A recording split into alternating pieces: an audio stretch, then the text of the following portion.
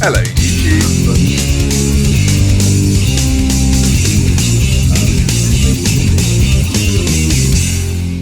Hello YouTube indeed, and welcome to this week's video. We're going to be tracking back to 2D this week, as I want to take some time to show you a few things about some materials that don't necessarily make it into our 2D painting very often. We're going to be talking about acrylic inks and metallic paints.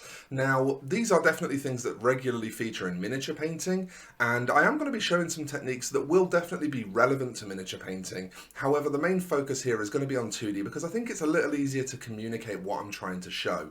Let's head to Downcam and take a look at some inks and metallic paints.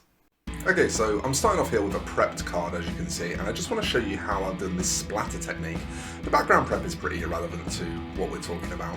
I've got some very thin Corax white from Citadel on my brush here, and it's been just thinned with some water, and the brush is kind of overloaded. And then I just need a heavy object. In this case, I'm going to use my craft knife. Hold it very tight in your off hand, and just tap it with your good hand to create these little splats. Now, something that you want to know with this is that you can vary up how tightly you hold the brush, how high from the card, how wet the paint is, how much paint there is. You can see I'm doing the same thing with black now. And this is going to give you different sized particles. So you can actually use this effect to do stars, to do blood spatter, to just do random particles like I'm doing here. There's a lot of different applications for it. Something I thought I'd throw in.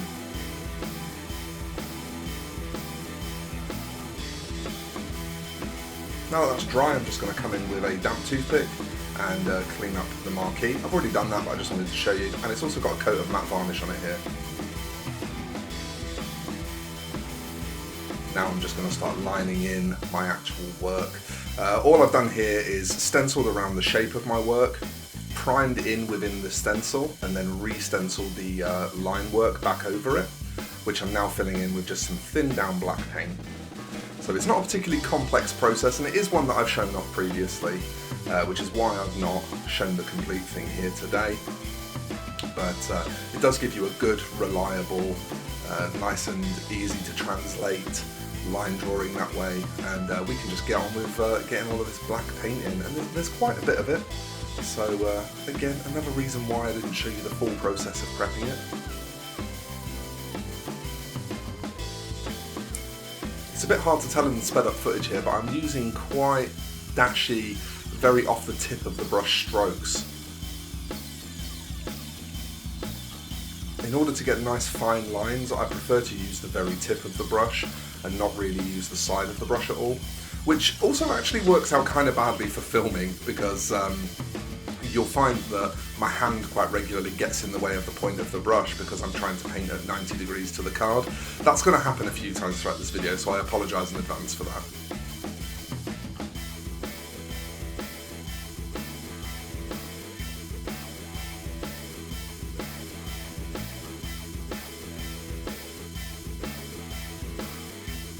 You can see, because I'm using thin down black paint here, it's solid enough that I can do these infill sections at the same time, just off of the same brush without needing to change anything. So again, that's another little operation that just speeds you up a bit.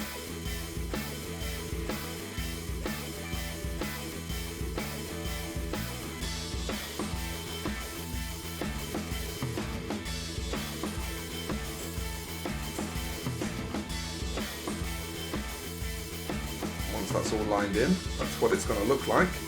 It's ready to start receiving some colour now. So we're coming in with 3 acrylic inks: Transparent Raw Umber, Yellow Medium Azo, and Napthol Crimson. Starting off with the yellow. Just testing my transparency there. It's always important to do a quick transparency test, and then just whipping it into all the yellow areas. Then I'm going to add a touch of red to that yellow to make an orange. I'm just going to start, again, a quick transparency test, and then just start push blending it. So I'm aiming towards where I want the blend to be more vibrant. My stroke is always running in the direction away from where I want the transparency.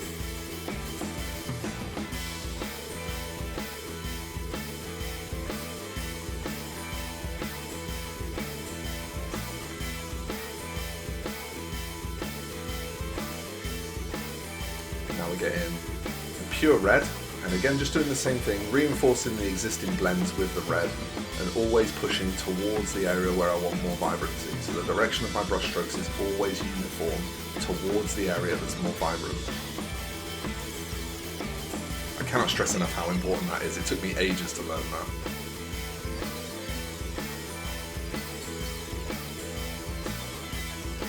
And then the umber ink next. We're going to do a few coats now over all of the areas that need to have an undertone to them.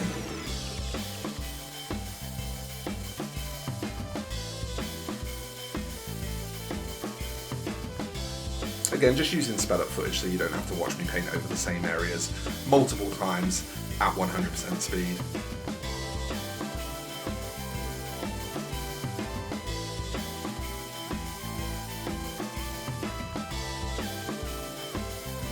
Okay, so now that that's all finished up, I'm using that Corax white from Citadel again, and just coming back in and starting to do some of the white lining on the piece.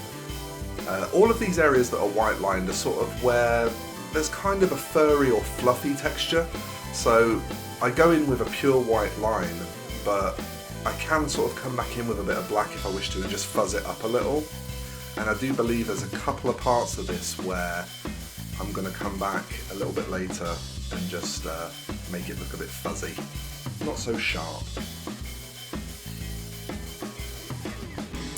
So again, this is that interplay of paints and inks. When I want solid coverage, I use paints, but as you can see there, those inks are very shiny, so we have now matted those down again, or we will matte those down again. We're coming in just with some thin down black paint again now, just to reassert those black areas, get them looking dark again.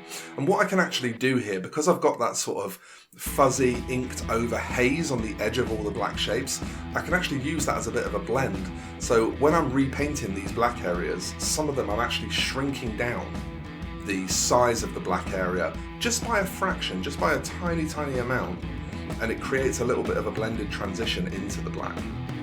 Also using very dashy strokes here so that, as I said previously, I can just make things look a bit fuzzier here and there. Obviously moths are covered in little hairs. And there you go, you can see I've still got that serious shine on the piece, and then it gets matted off nicely.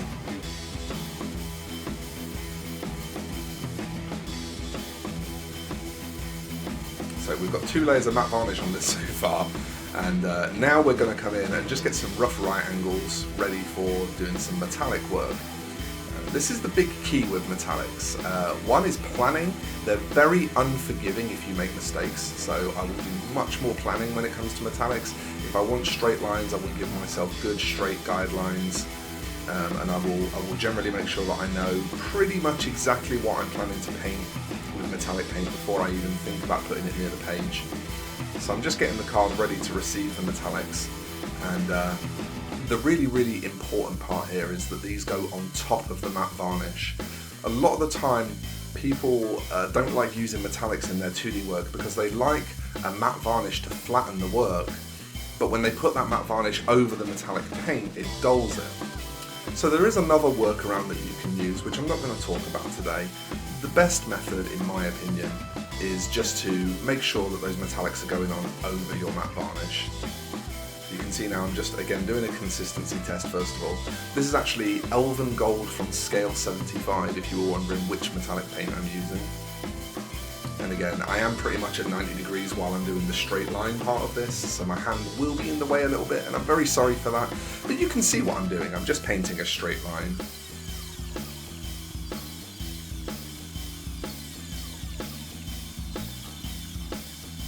Starting to get those filigree curls in now. This is where I start to bring the side of the brush in.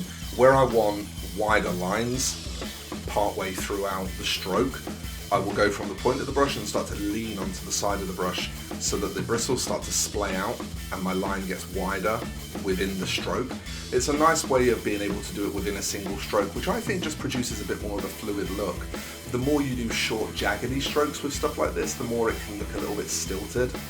So it's not always possible, it's quite difficult to do on occasion, but it is worth trying when you're doing these flowing curved lines, just trying to put them in single strokes, especially when there's varied line width there. will see that I still go over things once they're dry or once they're starting to go tacky. That's just to reinforce the colour, but I do try to complete each stroke as a single line.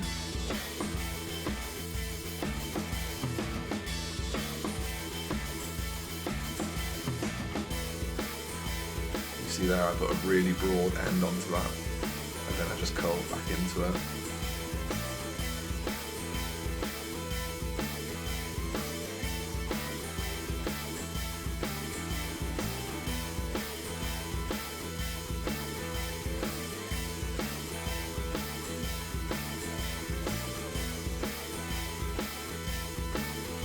Just reinforcing those straighter parts.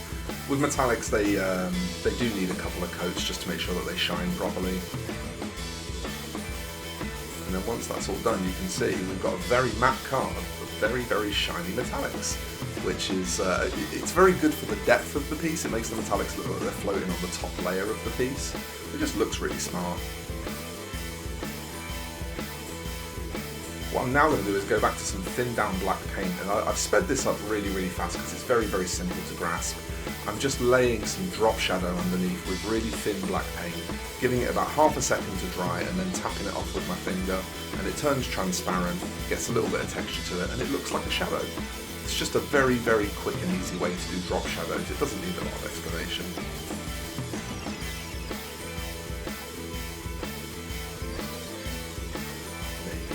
Got some Reaper Master Series Pure White now, and we're going to do just a very, very fine pin line around this. And again, the reason for this is depth. This is a little trick to add depth to your pieces. If you've got a drop shadow underneath something and a little pin line around it, it makes the subject that you've treated that way stand off of the page. The drop shadow looks like it's below it, and so the piece looks like it's hovering over the page slightly. It's a really nice, very easy way to create depth. And that's your finished article. And I'm really, really happy with how this came out. Lovely bright metallics, nice depth, nice bright colours. It's a cool piece, and the owner was very happy with it.